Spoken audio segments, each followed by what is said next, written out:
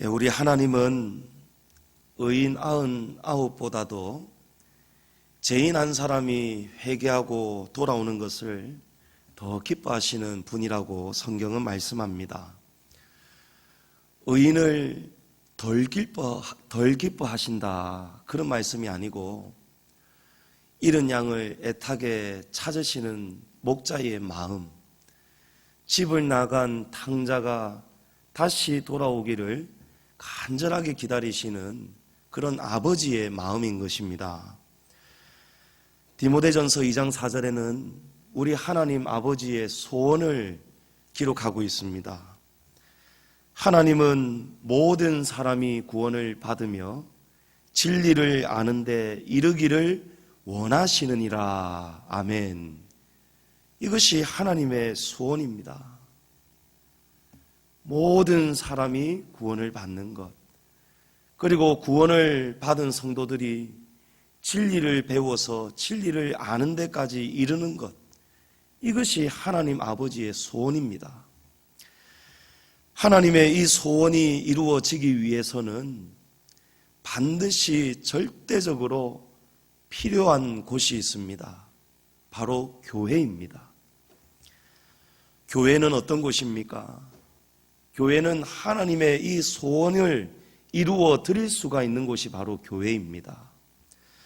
교회는 죄인이 돌아와서 회개하고 구원을 받는 장소이고 진리를 아는 데 이르도록 가르치고 양육하는 곳이 바로 교회입니다. 노아의 홍수 때에 절대적으로 필요한 것이 방주였습니다. 마찬가지로 구원받을 성도들을 위해서 주님은 방주와 같은 교회가 절대적으로 필요하기 때문에 주님은 주님의 피로 이 교회를 세워주셨던 것입니다.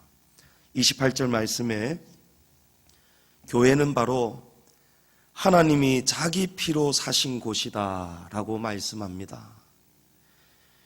자, 피는 무엇입니까? 피는 생명, 바로 그 자체가 피입니다. 우리 몸에 필요한 그 이상의 피가 부족하게 되면 사람이 어떻게 됩니까? 죽습니다. 피가 모자라면, 피가 없으면 사람이 죽습니다. 수혈이 필요하죠. 피는 주고 싶다고 또 다 줄 수가 없습니다. 수혈을 받아야 되고 수혈해 주어야 되는데 사람이 어떤 극한의 상황에서는 여러 사람에게서 피를 받을 수가 없을 때가 있지 않습니까? 전쟁이 났을 때라든지 아니면 특별한 혈액형이 필요할 때라든지, 만약에 한 사람밖에 피를 줄 수가 없다라고 한번 생각해 보십시오. 그런데 그 한 사람이 줄 수 있는 피는 한정적입니다. 필요한 만큼 주고 싶다고 다 줄 수가 없는 것이죠. 자기도 필요한 그 이상의 피를 반드시 가져야 되기 때문입니다. 그런데 우리 하나님은 우리를 살려주시기 위해서, 이 죄인을 살려주시기 위해서 자기의 몸에 있는 피를, 모든 피와 물까지 다 쏟아주셨습니다.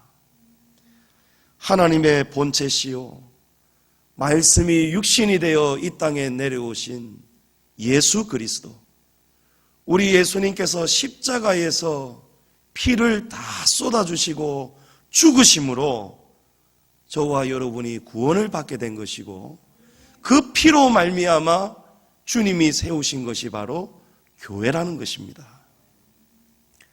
도대체 교회가 무엇이기에 하나님은 하나뿐인 아들을 이 땅에 사람으로 보내시고 그 아들 예수님은 이 교회를 위해서 자기 몸의 모든 피를 다 쏟아주신단 말입니까?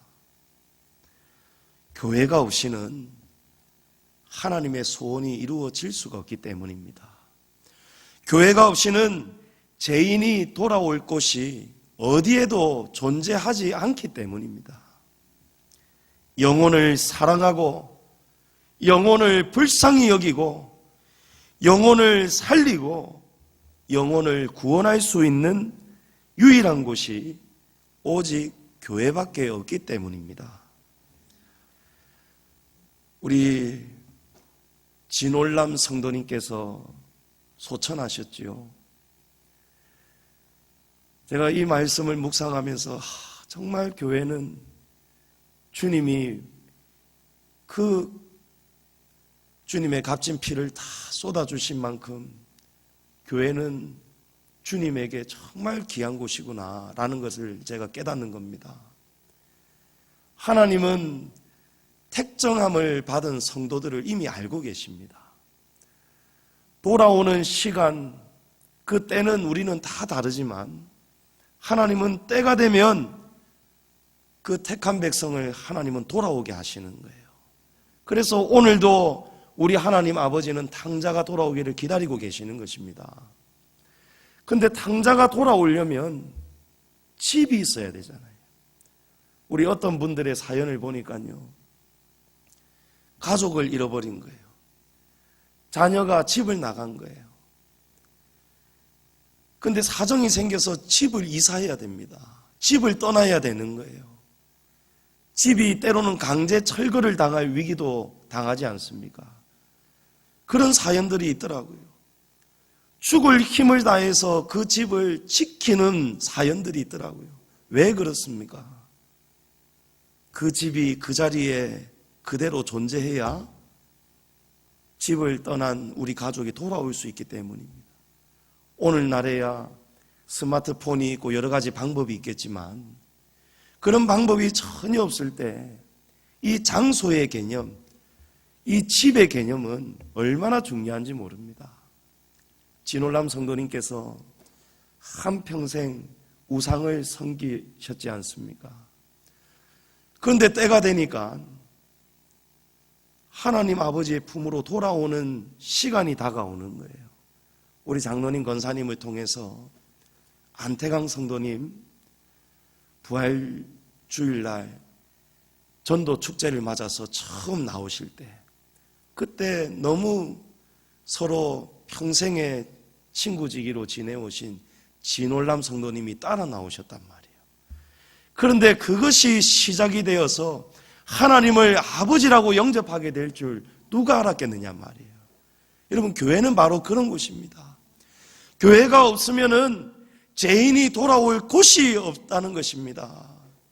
진올람 성도님이 그때로부터 한시도 하나님 품을 떠나지 않으시고 주님을 잘 배워가시고 진리를 아는 데까지 잘 이루고 가시다가 진올람 성도님이 마지막까지 투병하시면서도 오랫동안 교회를 못 나오시는데도 불구하고 늘 CD 들으시고 성경 읽으시고 목사님 쓰신 책을 읽으시면서 마지막까지 하나님을 붙들고 사시다가 천국 가셨다는 것을 제가 들었고 분명하게 저는 확신합니다. 하나님께서 왜 주님의 피로 교회를 세우셨는가? 교회가 아니면은 죄인이 돌아올 곳이 없기 때문입니다. 오직 교회만이 영생의 유일한 길과 진리와 생명이 되시는 예수님을 목숨을 다해서 외치는 곳, 총칼이 들어와도 마지막까지 주님을 부인하지 않고 마지막까지 주 예수를 믿으라고 외치는 곳이 바로 우리 교회이기 때문입니다. 성경은 말씀합니다. 교회는 머리와 몸으로 이루어져 있습니다. 머리는 바로 그리스도십니다. 예수 그리스도십니다. 그리고 몸은 그 몸을 이루는 지체들이 있는데 그 지체들, 그 여러 지체들이 바로 저와 여러분들입니다. 우리가 주님의 몸입니다. 우리가 바로 교회라는 것이죠. 건물이 교회가 아니고 주님을, 그리스도 예수님을 주로 고백하고 믿음을 고백하며 그리고 주님의 그 몸을 믿음으로 고백하며 이루어가는 우리 지체들, 우리 성도들의 모임이 바로 교회인 것입니다. 고린도전서 6장에는 너희 몸은 너희가 하나님께로부터 받은 바 너희 가운데 계신 성령의 전인 줄을 알지 못하느냐. 너희는 너희 자신의 것이 아니라 값으로 산 것이 되었으니 그런즉 너희 몸으로 하나님께 영광을 돌리라 말씀합니다. 자, 너희 몸은 너희가 하나님께로부터 받은 바 너희 가운데 계신 성령의 전인 줄을 알지 못하느냐 묻습니다. 너희 몸은 그냥 몸이 아니라는 거예요. 우리의 몸은 바로 성령님이, 그리스도의 영 성령님이 거하고 계시는 교회라는 것입니다. 성전이라는 것입니다. 너희 몸은 너희 자신의 것이 아니고 값으로 산 것이다 라고 말씀합니다. 어떤 값일까요? 주님께서 우리의 몸을 값으로 사셨다는 거예요. 바로 주님의 피로 사신 교회입니다. 그래서 우리의 몸과 교회는 하나입니다. 우리 성도의 몸은 개개인의 몸이기도 하지만 하나님의 진리의 말씀이 깨우쳐 주시는 진리는 뭐냐? 궁극적으로 우리의 몸은 바로 주님의 몸이요 교회라는 것입니다. 그래서 너희 몸으로 하나님께 영광을 돌리라 라고 주님이 명령하시는데 이 말씀은 어떤 의미입니까?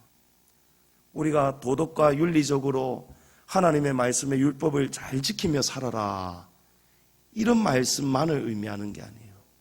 몸은 무엇라고 했습니까? 교회입니다. 너희 몸은 값으로 샀다라고 했습니다. 오늘 본문의 말씀에서 사도 바울은 교회는 바로 주님께서 주님의 피로 사셨다라는 거예요. 그러면 우리가 몸으로 영광을 돌린다는 것은 무엇입니까? 우리가 섬기는 교회를 통해서 하나님 아버지께 영광을 돌려드려야 된다는 거예요. 우리 개개인 한 사람이 개별적으로 하나님 앞에 따로따로 영광을 돌려드리는 것, 그것이 하나님의 뜻이 아니고 우리가 지체가 다 다르지만 한 마음을 품고 한 몸을 이루어서 한 교회로 하나님 아버지께 교회를 통해서 영광을 올려드리라는 것입니다. 하나님은 너희가 섬기는 교회, 바로 양지중앙교회를 통해서 영광 받으시기를 원하십니다. 목사도 성도도 이 사실을 한시도 잊지 말아야 될 것입니다. 자, 그러면 우리가 어떻게 양지중앙교회를 통해서 하나님께 영광을 올려드릴 수 있겠습니까? 자, 첫째는 주님이 피로 사신 교회를 돌보아야 됩니다. 우리가 주님이 피로 사신 교회를 우리가 돌봐야 됩니다. 우리가 주님의 교회를 돌볼 때에 하나님은 영광을 받으십니다. 바울 사도는 우리가 교회를 보살피는 방법을 정확하게 오늘 말씀합니다. 서로 삼가라는 것입니다. 서로 삼가라는 것입니다. 자, 오늘 말씀에 28절 말씀에 여러분은 자기를 위하여 또는 온 양떼를 위하여 삼가라. 자, 여기 삼가라는 헬라어 원어의 뜻이 몇 가지가 있습니다.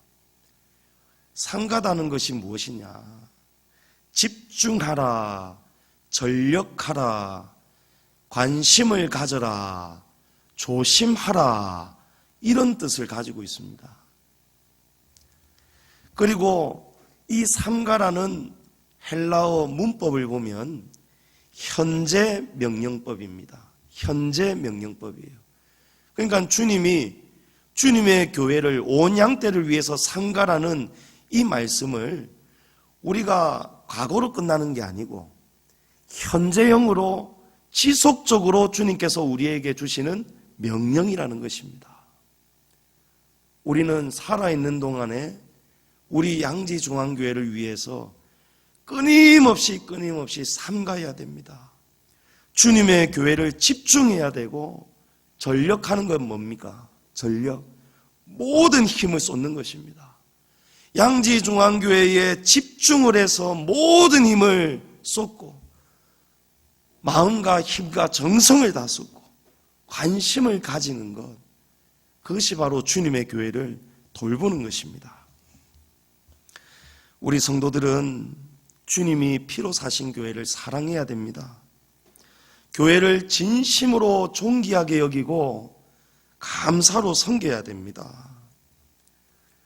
주님이 피로 사신 교회이기 때문에 이 교회는 주님께도, 온 우주 만물 속에서 주님께도 가장 귀한 곳이 교회이기도 하지만, 우리 성도들에게도 교회는 가장 귀한 곳이 되어야 됩니다.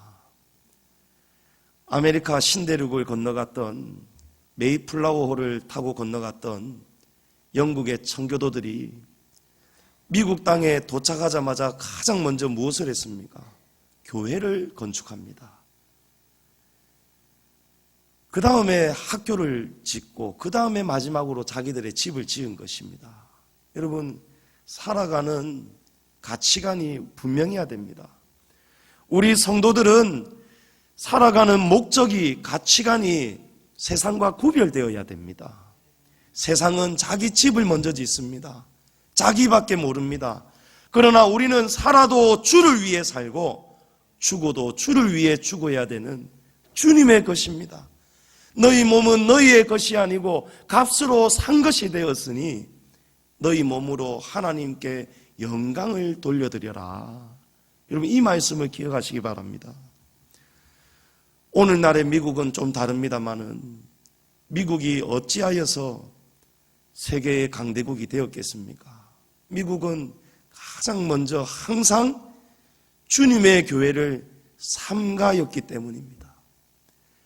항상 가장 먼저 주님의 교회를 집중하고 모든 힘을 다 쏟고 모든 관심을 주님의 몸된, 주님이 피로 사신 교회에 다 쏟았기 때문입니다.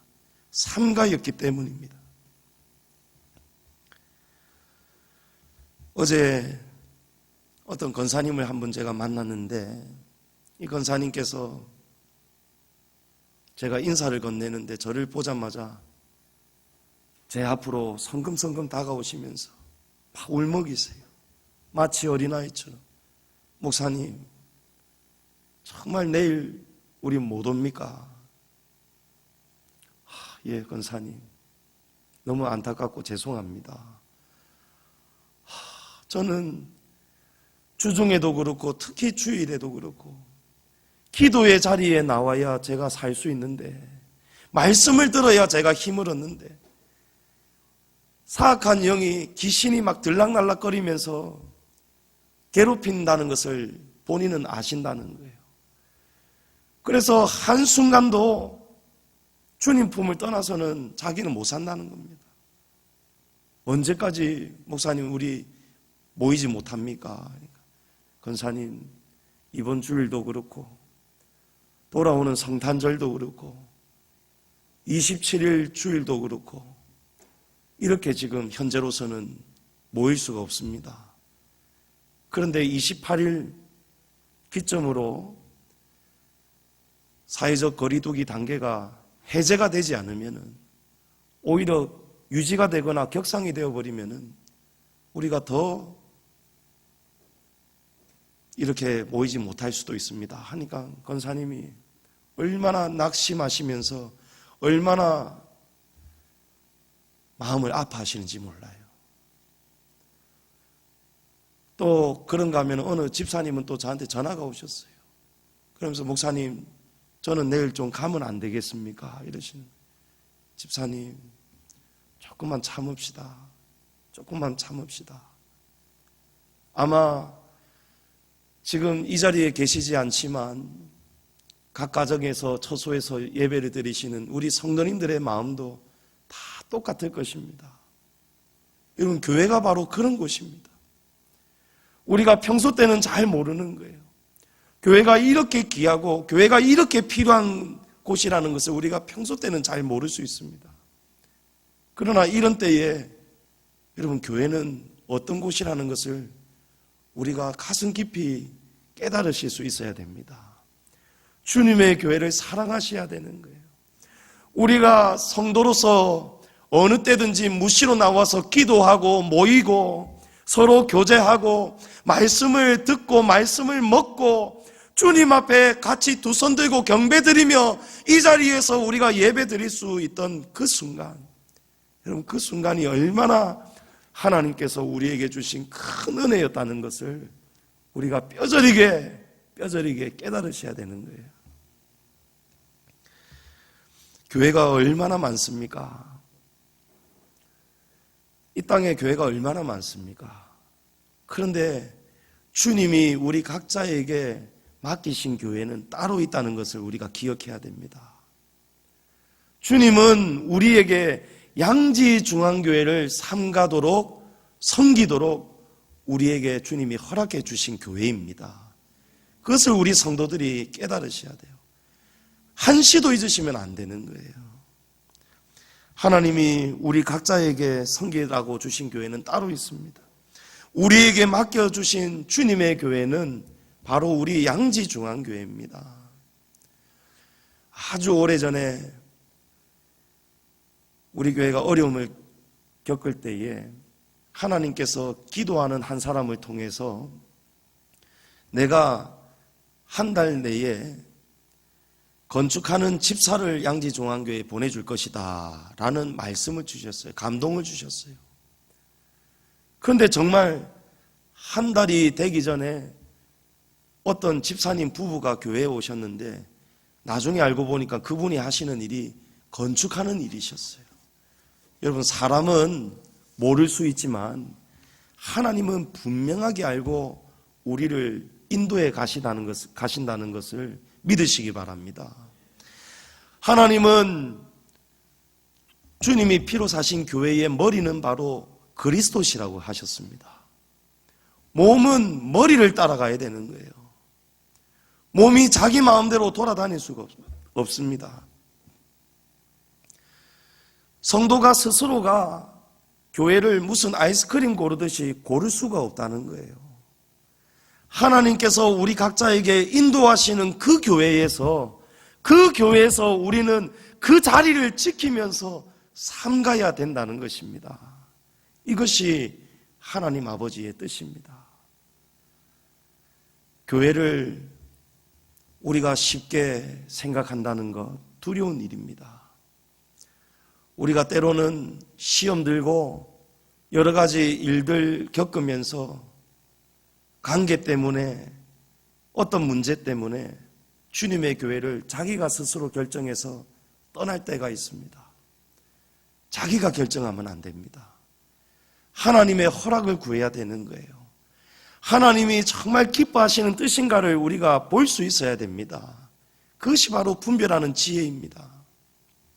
주님의 교회를 몸이 함부로 떠나면 하나님이 기뻐하시지 않습니다. 그 사실을 기억하고 주님 앞에서 삼가시고 또 삼가셔야 됩니다. 우리는 어제나 오늘이나 내일이나 지속적으로 양지중앙교회를 전심으로 사랑하고 관심과 사랑을 쏟으면서 보살피는 사명을 받았습니다. 그리고 조심해야 됩니다. 상가다라는 헬라어 원어 속에 조심해야 된다라는 뜻이 있습니다. 무엇을 조심해야 될까요? 사나운 이리가 있습니다.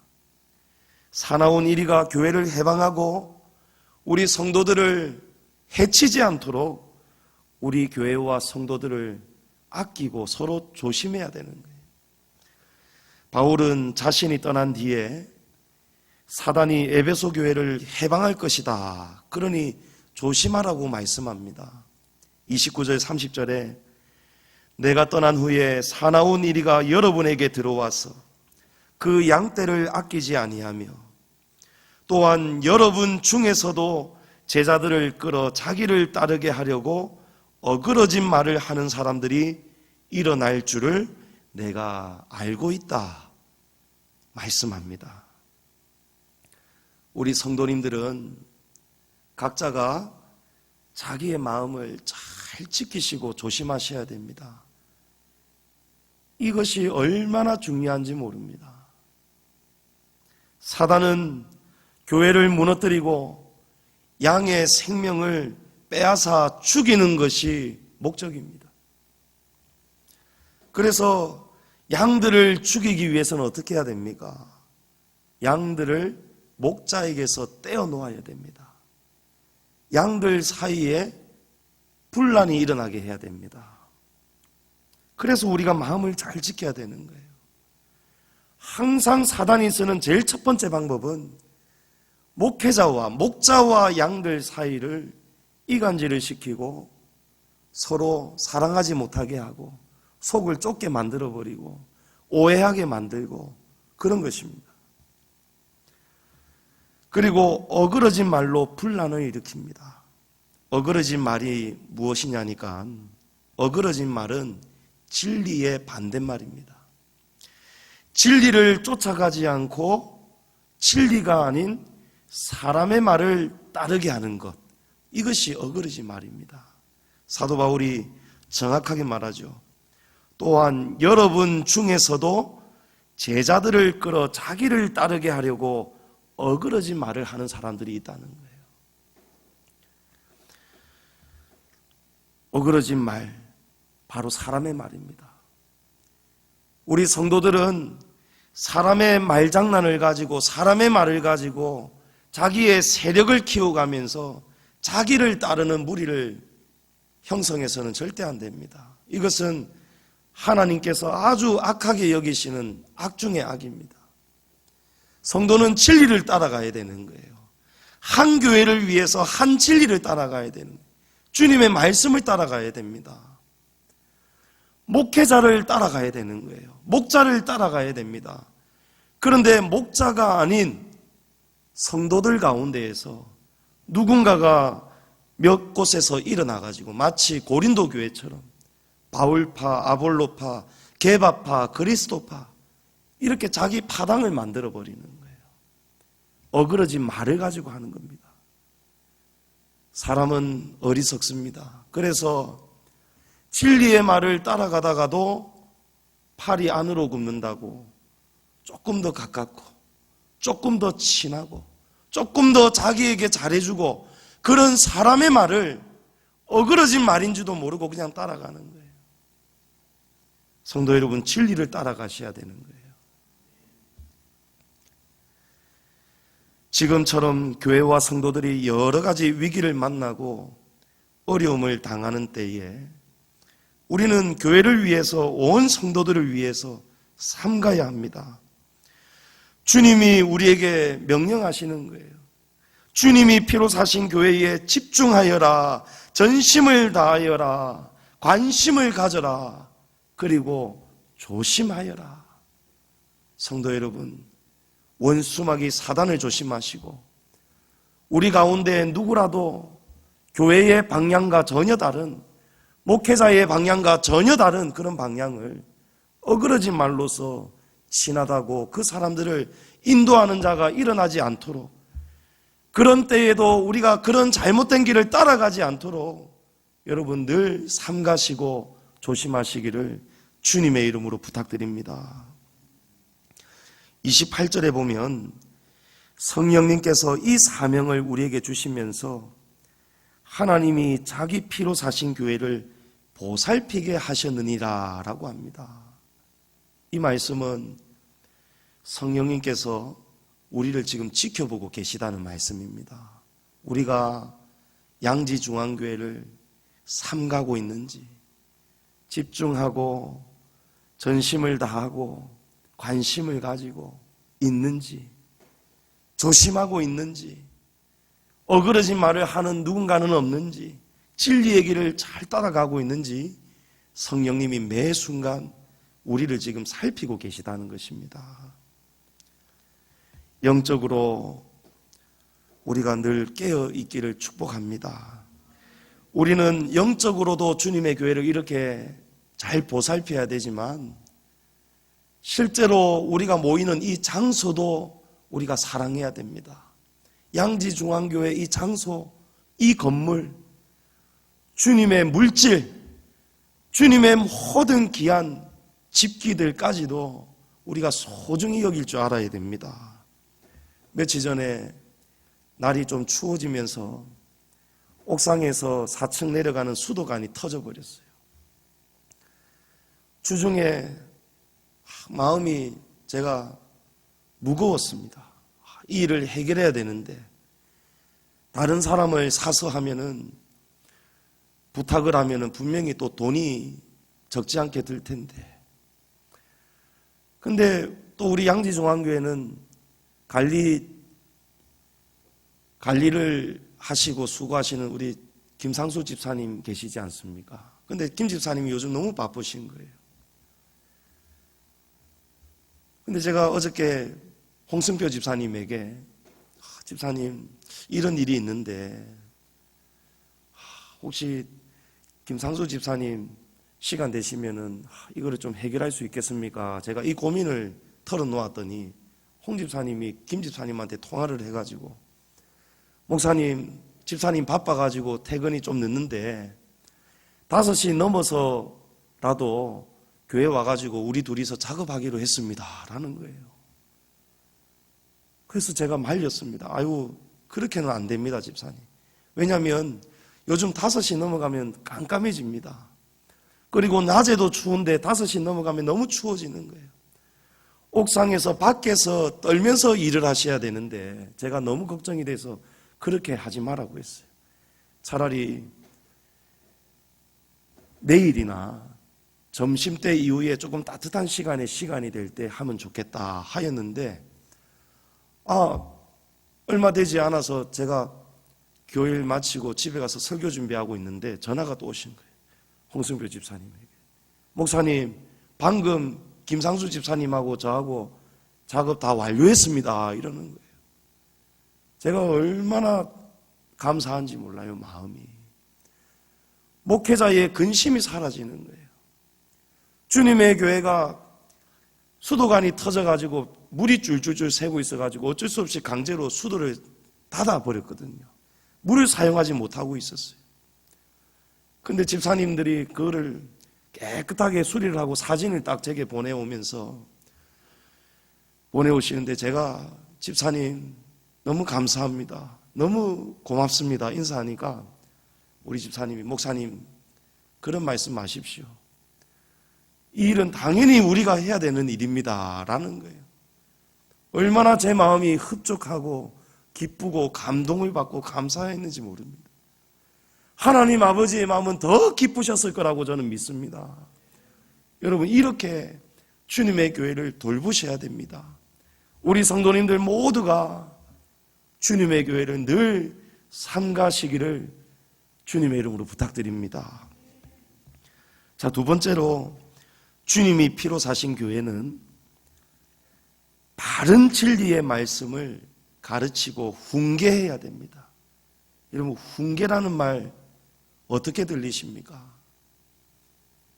주님의 교회는 성도들을 향해서 진리를 가르치면서 훈계해야 된다는 것입니다. 31절 말씀에 바울은 자신이 에베소 교회에서 3년 동안 밤낮 쉬지 않고 눈물로 각 사람을 훈계하던 것을 기억하라 라고 말씀합니다.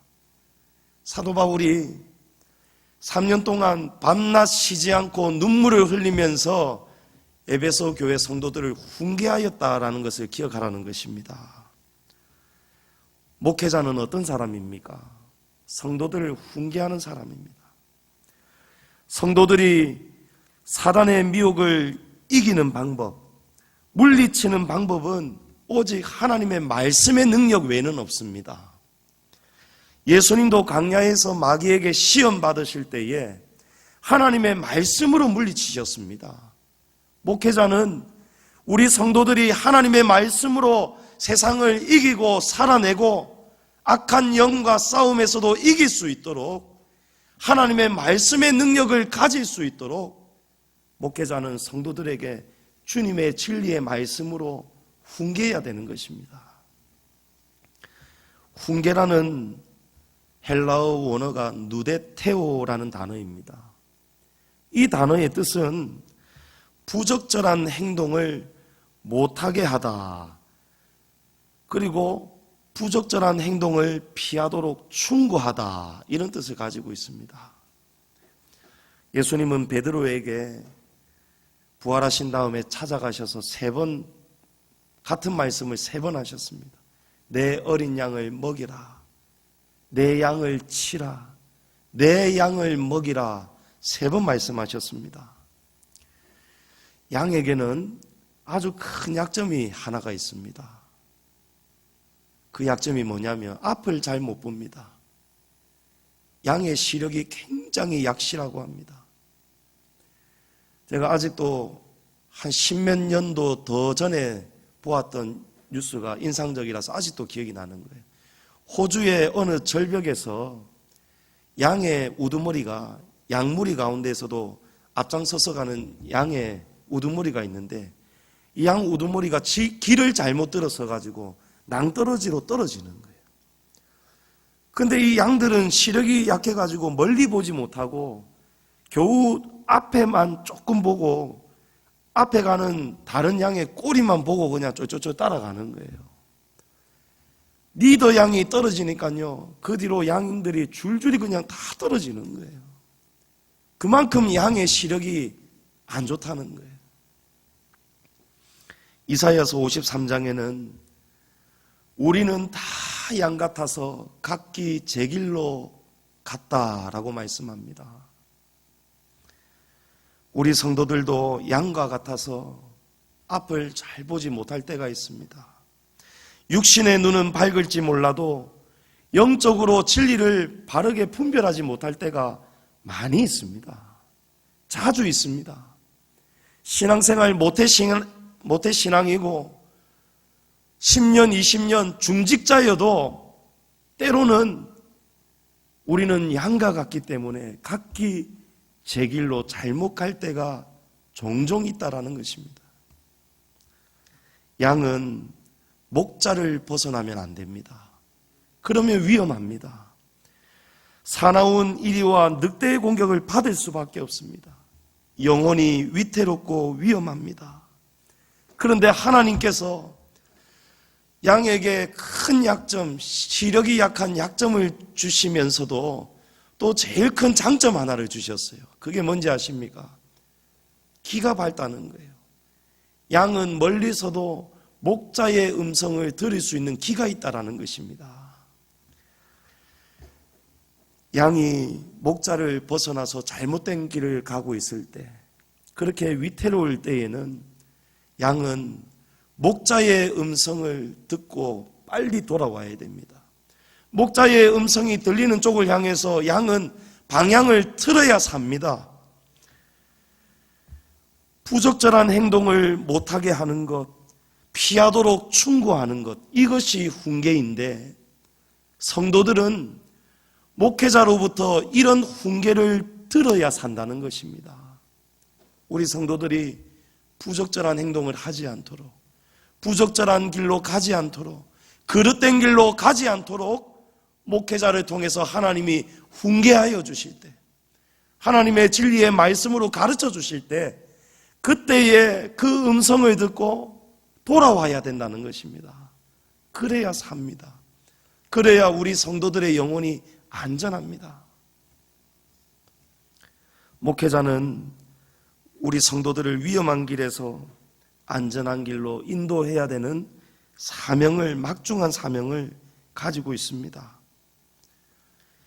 히브리서 13장 17절에 보면은 너희는 너희를 인도하는 자들에게 순종하고 복종하라. 그들은 너희 영혼을 위하여 경성하기를 자신들이 청산할 자인 것 같이 하느니라. 그들로 하여금 즐거움으로 이것을 하게 하고 근심으로 하게 하지 말라. 그렇지 않으면 너희에게 아무 유익이 없느니라 라고 합니다. 성도들에게 유익이 있는 길, 성도들의 생명이 안전하고 영혼이 영생의 길로 가는 길은 성도들을 가르치고 인도하는 자들에게 순종하고 복종하는 것이라고 하나님은 말씀합니다. 아멘이십니까? 목회자의 가르침과 권면을 우리 성도님들은 귀하게 받으시기를 축복합니다. 주의 종의 건의로 주시는 말씀을 두려워할 줄 알아야 됩니다. 눈도 깜짝하지 않는다. 여러분, 그러면 안 됩니다. 목회자가 연수하여도 하나님께서 위임하여 세우신 주의 종을 통해서 훈계의 말씀을 들을 때에는 성도들은 그 말씀을 하나님의 말씀으로 들으셔야 되고 두려움으로 들으셔야 되는 것입니다.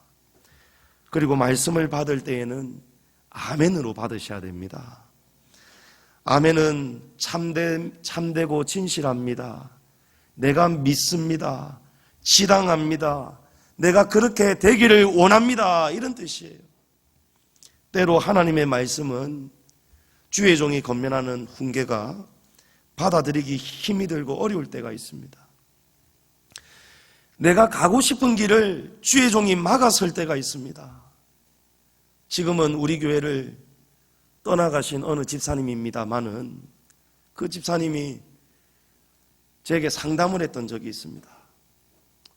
목사님, 이번 주일은 이런 일 때문에 아무래도 참석이 어려울 것 같습니다.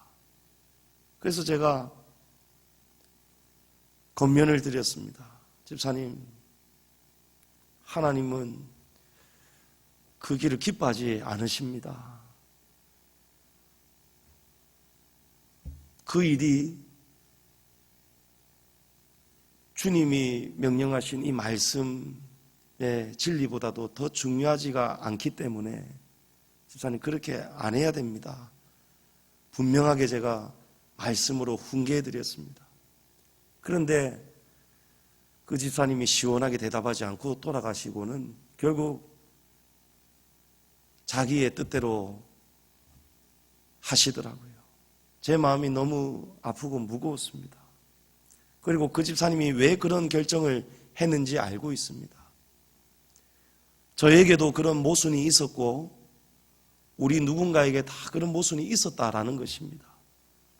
그러나 그럼에도 주의 종은 바른 길을 훈계해야 됩니다. 맞습니다, 집사님.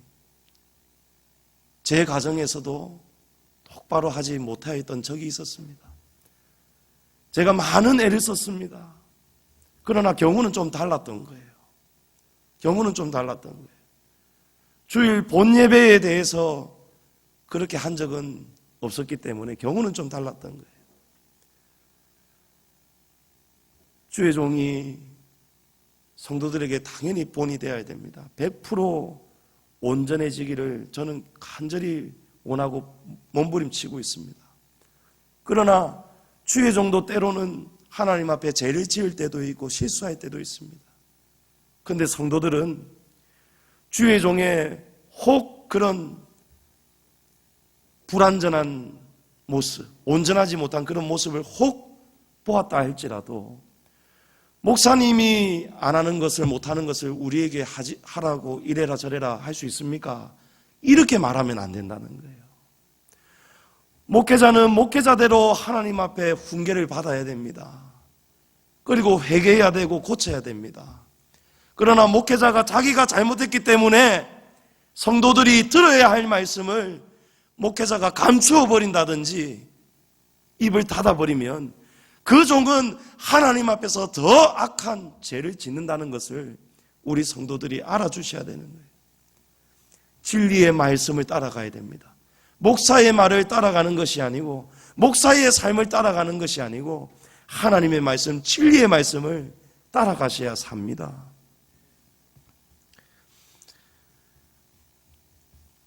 때로는 목회자가 말씀으로 우리 성도들의 가고 싶어하는 그 길을 막아설 때 그때에도 우리 성도님들은 아멘으로 받으시기를 주님의 이름으로 축복합니다.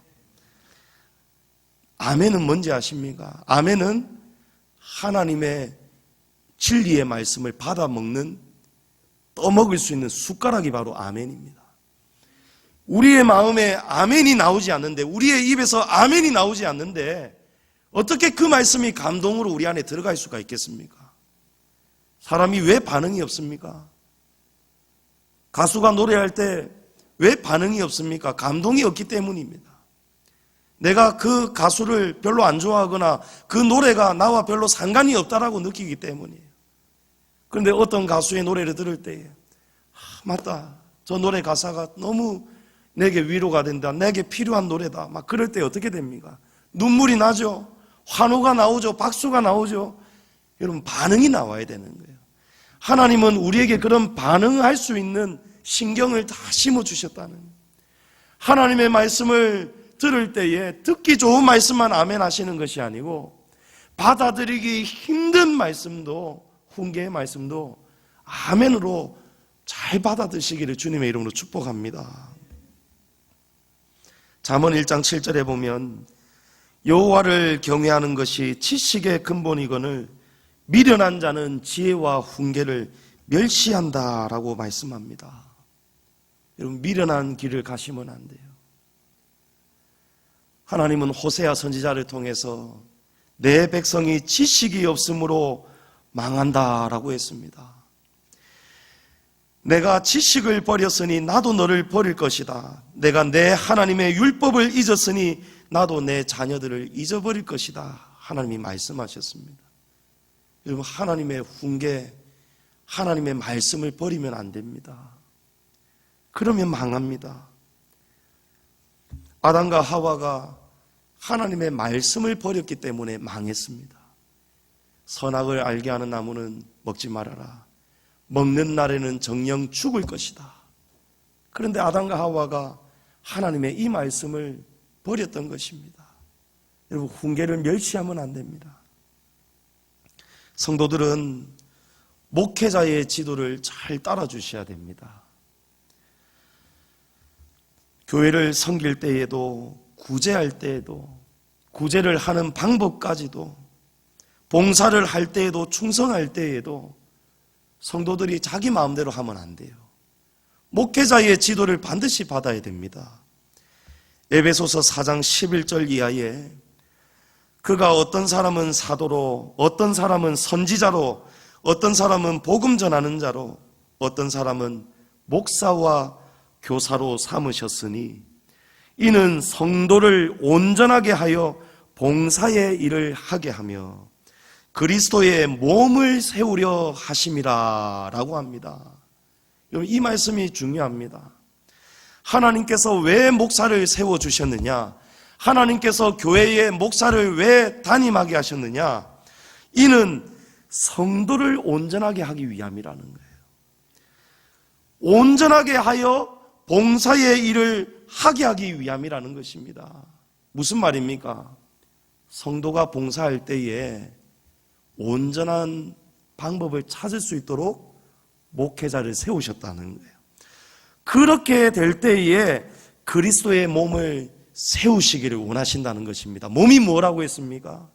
주님이 피로 사신 교회라는 거예요. 그래서 주님의 교회는 어떠한 경우에도 담임 목사가 모르는 일이 없어야 되고, 담임 목사를 거치지 않고는 결정이 되는 일이 없어야 된다는 거예요.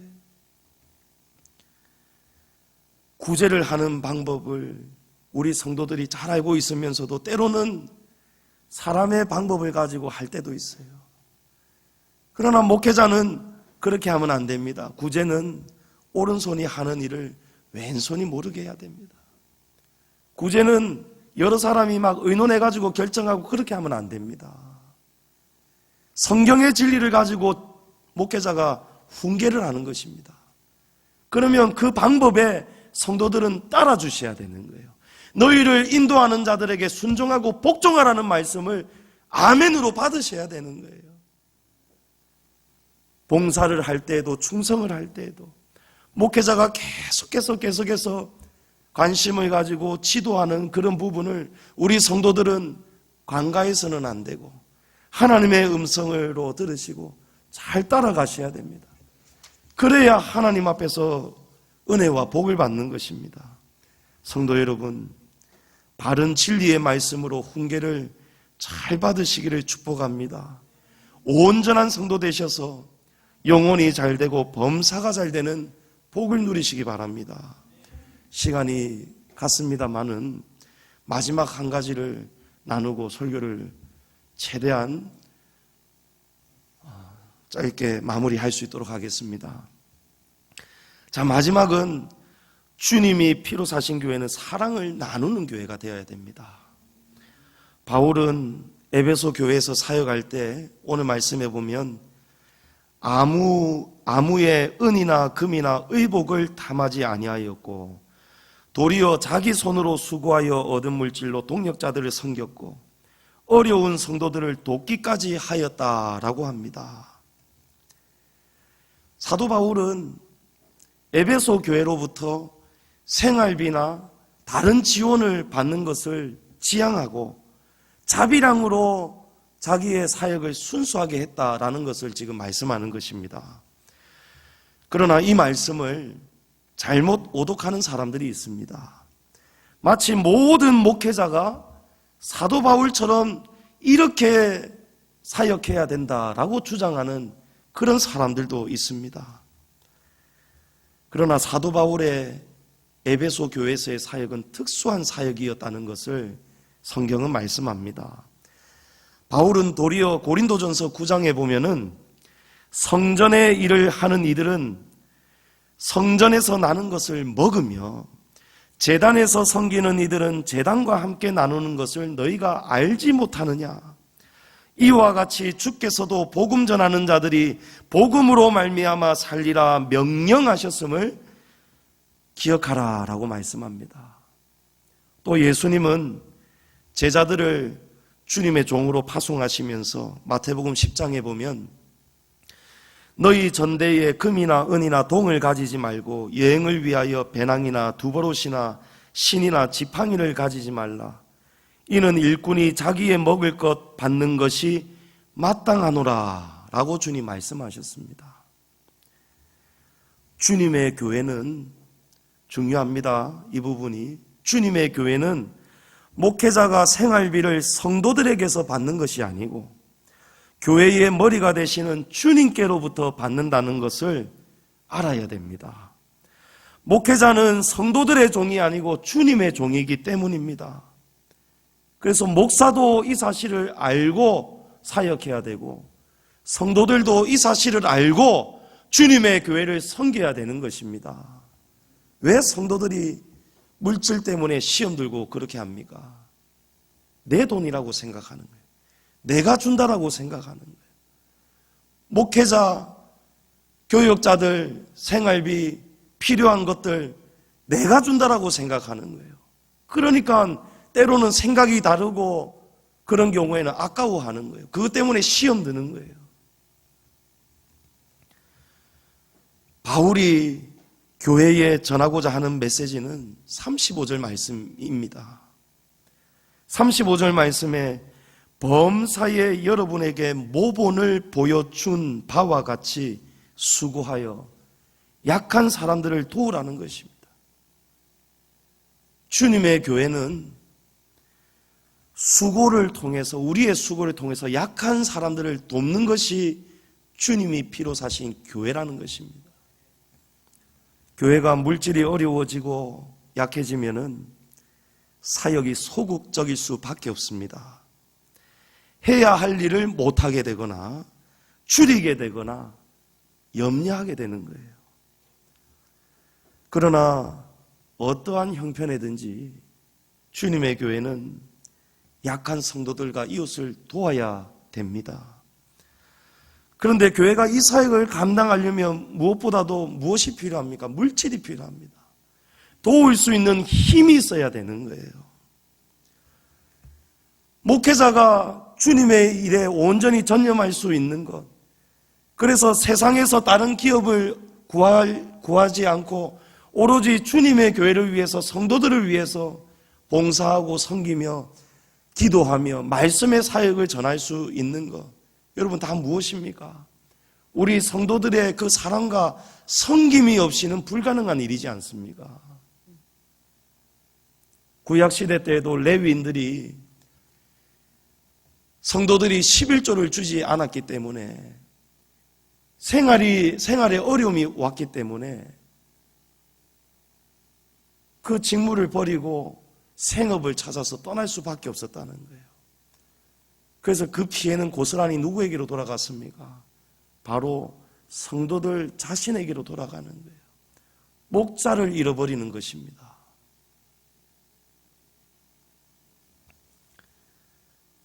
코로나가 계속 길어지면서 출석을 제대로 사정이 계시겠죠. 그래서 잘 못하시는 성도들도 계시고, 그러면서 구제와 또 헌금 생활에서 조금씩 멀어지시는 분들도 계시고, 또 아예 못하시는 분들도 계시고, 다 사정들이 있으리라고 충분히 짐작이 됩니다. 제가 올 한 해를 계속 살아오면서 어느 순간부터 최근 근래에 특히 새벽마다 주님께 간절한 기도를 드리는 거예요. 하나님, 우리 양지중앙교회가 물질이 점점 메말라서 그 어려움을 겪음으로 인해서 선교하고 구제하고 전도하고 봉사하고 또 주님의 종들의 생활에 형편이 어려움을 겪는 그런 일이 일어나지 않도록 하나님 도와주십시오. 제가 정말 간절하게 그 기도를 하거든요. 왜냐하면 우리 여느 성도님들은 잘 모르시겠지만 목회자와 또 특히 재정을 알고 담당하시는 우리 장로님, 권사님들은 아실 거예요. 어느 교회 다 마찬가지예요. 이 시대의 교회가 코로나를 겪으면서 성도들이 다 온전히 모이지 못하고 모이지를 못하다가 보니까 모이면은 그래도 드려왔던 헌신과 예물이 드려질 텐데 모이지를 못하니까 드리지 못하게 되고 또 못하다가 보니까 안 하게 되고 또 실제로 이 시대가 경제가 어렵고 직장과 사업이 어려워지면서 교회의 형편이 달라질 수밖에 없다는 것입니다. 없습니다. 그래서 제가 하나님, 우리 양지중앙교회 주님이 지금까지 지켜주셨는데 하나님, 우리 양지중앙교회 이 어려움을 겪지 않도록 우리가 얼마나 그동안에 재정 때문에 어려움을 많이 겪어왔습니까? 이 어려움이 또다시 일어나지 않도록 하나님 도와주십시오. 제가 정말 울면서 새벽마다 기도해 왔거든요. 그런데 지난 14일입니다. 월요일이죠. 원로 목사님께 전화가 왔어요. 예, 목사님. 전화를 받으니까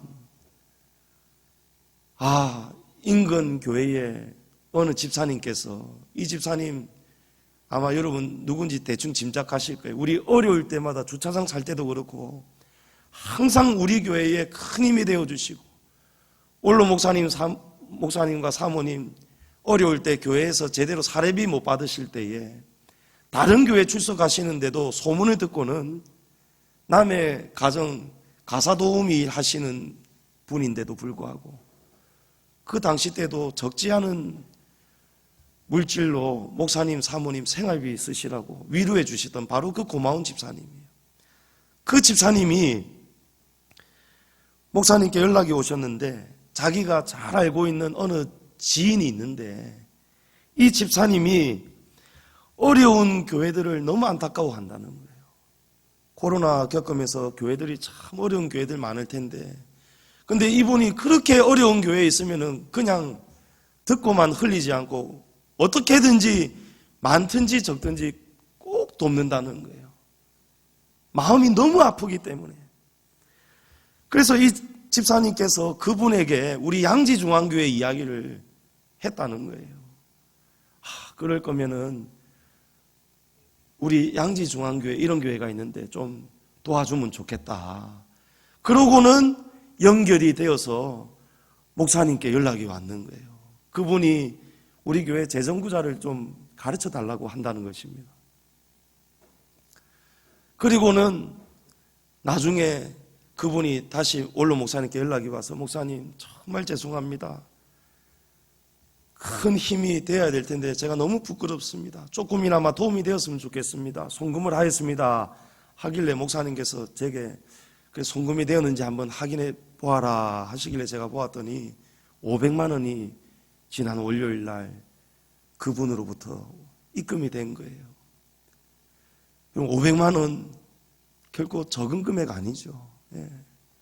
제가 그 사건을 보면서 하나님께 얼마나 감사했는지 모릅니다. 우리 양지중앙교회 하나님이 직접 목회하시는 교회라고 여러분 믿고 계시죠? 예. 하나님이 우리 교회에 특별히 이번 주 보십시오. 갑작스럽게 지난 월요일 그 송금이 이루어진 그 다음에 장로님들하고 제가 통하면서 이 결정을 하게 되었거든요. 단계가 격상이 되면서 주중 모임을 못하게 되고 이렇게 되었는데 하나님께서 우리 교회가 어려움 당하지 않도록, 제가 불안해하지 않도록 하나님께서 저와 여러분의 기도를 들으시고 하나님께서 주님이 피로 사신 교회를 너무 사랑하시기 때문에 어려움 당하지 않도록 하기 위해서 하나님이 그 사건을 통해서 저를 위로해 주시고 여러분에게도 하나님이 직접 목회하고 계시다는 증거를 보여주시는 표적이라고 저는 분명하게 믿습니다. 세상에 우연이 어디 있겠습니까? 세상에 다른 교회 출석하는 그 집사님이 왜 알지도 못하는, 듣도 보지도 못하고 생명부지의 목사에게 그 교회를 왜 돕는다는 것입니까? 여러분, 하나님의 역사가 아니고는 말이 되지 않지 않습니까? 이분은 왜 어려운 교회를 돕는가 알아보았더니 교회에 출석한 지 이제 5년밖에 안 됐답니다. 5년밖에 안 됐는데 이분이 무슨 사업을 하시는지는 모르겠지만 사업을 하시는 분이에요. 나이도 이제 40대 한 중반에서 한 후반 사이예요. 아이가 이제 중학생이라고 하니까. 근데 이분이 교회 출석한 지 얼마 5년밖에 되지는 않았지만 해운대에 있는 우리 고신교단의 어느 교회를 출석하고 계시던데 이분이 왜 이런 일을 하느냐? 하나님께서 주님의 교회를 보살피고 어려울 때에 돕는 것을 기뻐하다는 것을 자기가 분명하게 안다는 것입니다. 하나님께서 그 증거를 사업을 통해서 하나님이 보여주고 계시다는 거예요. 그래서 이분은 그냥 지나치지 않는다는 거예요. 주님의 교회가 어려움을 당한다는 소리를 듣거나 뭔가가 필요한 교회의 소식을 듣게 되었을 때 이분은 절대 지나치지 않는다는 거예요. 이 시대는 가면 갈수록 믿음을 지키기가 어려운 시대입니다. 주님의 교회가 너무너무 힘들어져 가는 시대입니다. 그런데 35절 말씀에 보면 예수님께서 친히 하신 말씀이 이 말씀이랍니다. 주는 것이 받는 것보다 복이 있다 하심을 기억하라 당부하는 것입니다. 여러분, 시대가 어려워지면 어려워질수록요, 사람은 주머니에 손이 들어가게 되고요, 그 손이 나오지가 않습니다. 자기 코가 석잔데 내가 뭘 한단 말인가 이렇게 살아갈 수밖에 없어요. 실제로 어렵기 때문에.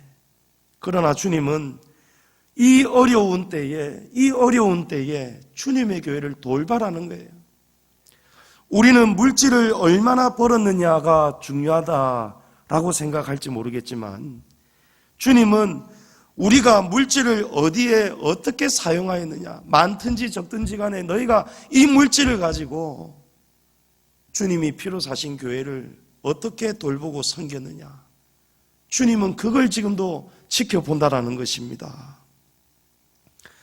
모이기를 힘써야 되는데 모이기가 어려워지다 보니까 아마 가면 갈수록 주님의 교회들은 더 어려워질 것입니다. 제가 알기로도 그렇고 교회들마다 부교육자들을 감축시킨다는 거예요. 교회의 재정이 형편이 달라지기 때문에 이제 사람을 정리해 간다는 것이죠. 여러분, 주님의 교회가 그렇게 초라해져서 되겠습니까? 어렵더라도 힘들더라도 교회의 본질적 기능이 사라지면 되겠습니까? 여러분, 힘을 내야 되지 않겠습니까?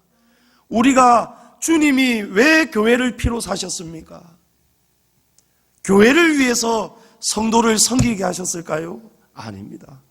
우리 성도들을 위해서 하나님께서 주님의 교회를 피로 사시고 세워주셨다는 것을 기억해야 됩니다. 그래서 우리가 교회를 사랑해야 됩니다. 성도 여러분, 지금 비록 우리가 몸으로 대면하지 못하고 떨어져 있지만 우리 양지중앙교회를 여러분, 주님이 피로 사신 교회를 사랑하시기를 축복합니다. 주님의 교회를 삼가시고 집중하고 살피시고 교회가 어려움은 없는지 여러분 보살피시기를 바랍니다. 성령님은 우리가 주님의 교회를 얼마나 사랑하는지 어떻게 보살피는지 보고 계시다라고 말씀합니다. 하나님께서 교회를 사랑하는 저와 여러분의 섬김을 귀하게 받으시도록 어려운 때에도 구별된 은혜와 사랑이 하나님께로부터 지난 월요일의 사건처럼 우리 교회에, 우리 성도님들의 가정에, 성도님들의 직장과 사업장 위에도 충만하게 임하기를 간절히 축복합니다. 오늘 이 말씀을 통하여서 우리가 코로나를 지나가고 있는 각 교회들, 특별히 우리 양지중앙교회를 우리가 어떻게 더 사랑해야 될까? 우리가 어떻게 섬겨야 될까? 주님이 피로 사신 교회를 우리가 어떻게 영광을 돌릴 수 있을까? 오늘 받은 이 말씀으로 여러분 주님의 교회를 더욱더 사랑하시고 교회를 위해서 관심을 가지시고 기도하고 애쓰시는 우리 성도님들 될 수 있기를 주님의 이름으로 간절히 축원합니다.